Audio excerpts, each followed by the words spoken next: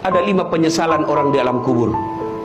Satu diantaranya, ketika sudah dia gosok meninggal arwah, dia gosok matanya di muka, kata dia, saya di mana? Kau sudah meninggal, dah saat.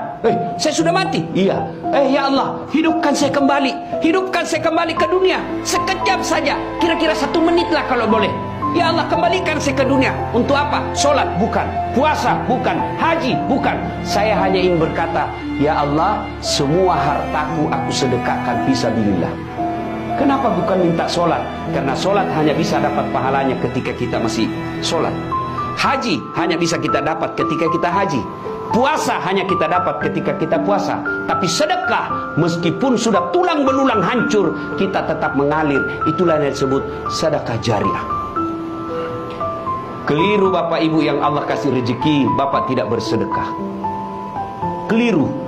Dan alhamdulillah, makin bersedekah, Allah makin ganti. Maka almarhum almarhumah, insya Allah lapang kuburnya karena ada sedekah beliau. Yang ketiga, yang akan menolong kita di alam kubur adalah ilmu yang bermanfaat. Almarhum almarhumah, beliau suami istri, tokoh pendidikan.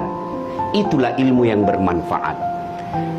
Ketika diajarkan ilmu hukum kepada mahasiswanya, diajarkan tentang keadilan, lalu anak mahasiswanya menjadi pengacara yang membela dan menegakkan keadilan, selama itu juga amal-amal akan mengalir. Maka karena itu, ibu bapak kalau dapat konten-konten dakwah, jangan berhenti di grup, jangan berhenti di HP bapak, sebarkan. Bapak punya 10 grup WhatsApp, satu grup 100 orang, kirim, 1000 orang yang terima. Kalau ada yang mengamalkan 5 orang, selama 5 orang itu amalkan, Bapak dapat pahala seperti pahalanya penceramah tanpa mengurangi pahala penceramah. Ilmu yang bermanfaat adalah yang bisa menyelamatkan kita di alam kubur.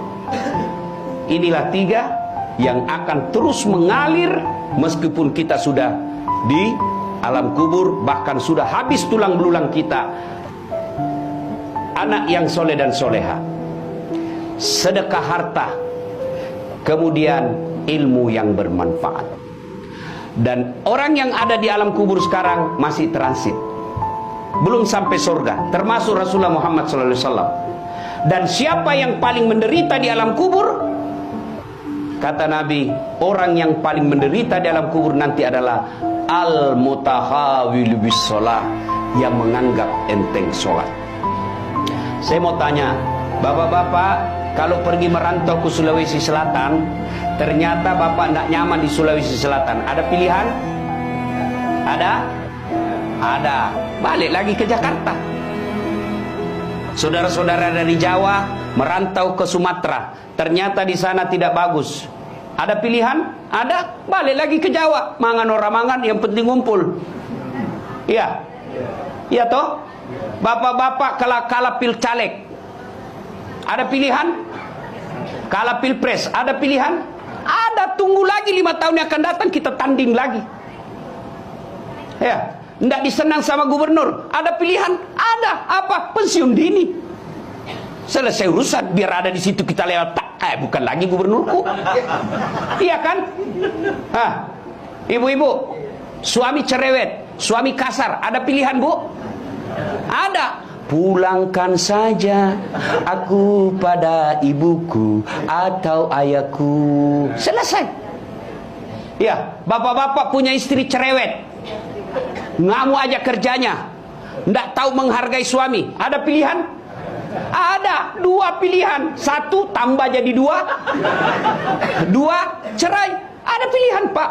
Maknanya bapak menderita di dunia masih ada pilihan. Dan tidak ada orang menderita di dunia dari bangun sampai tidur sampai bangun lagi menderita 24 jam. Tidak, pasti ada senyum-senyumnya. Tapi kalau bapak masuk kubur, ada pilihan?